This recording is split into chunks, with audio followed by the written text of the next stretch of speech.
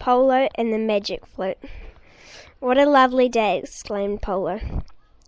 It seemed like just the right day to go boating, so he hopped in his boat and off he went. He set his line out and watched for any fish. One jumped up.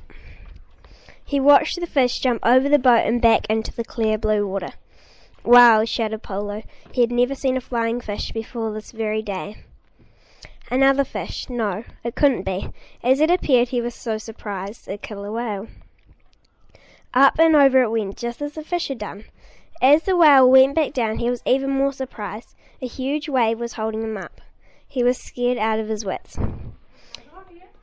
The wave got bigger and bigger and bigger. He watched as the fish swam below him in the sparkling water. Still getting bigger, he crept back a little and watched as he was taken up and up.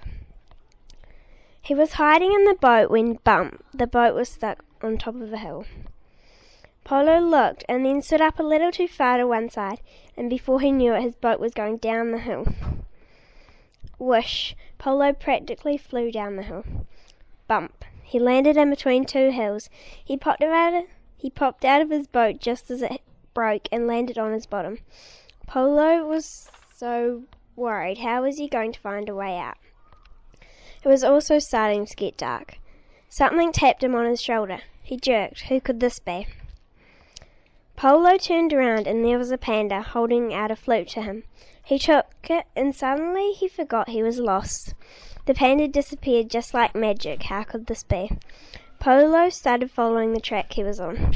He turned around. Where did the panda go? Now that's odd. A bus stop here? He sat down and waited and waited. Still nothing. A snail appeared. He hopped on what looked like a seat. He looked forwards and saw a vertical hill. How are we going to get up there? Polo thought.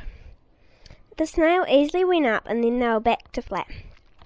He hopped off at a Chinese palace.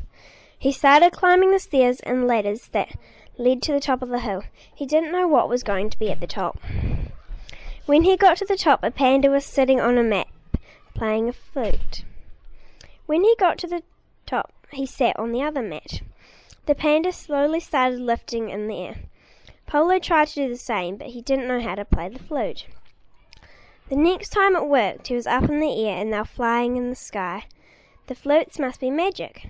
They were flying curvy tracks while playing flutes. They were going so quick that they collided. They fell off the mats and landed in a tree, still holding the floats. They laughed and laughed about what had happened. They flew into the night sky. The end.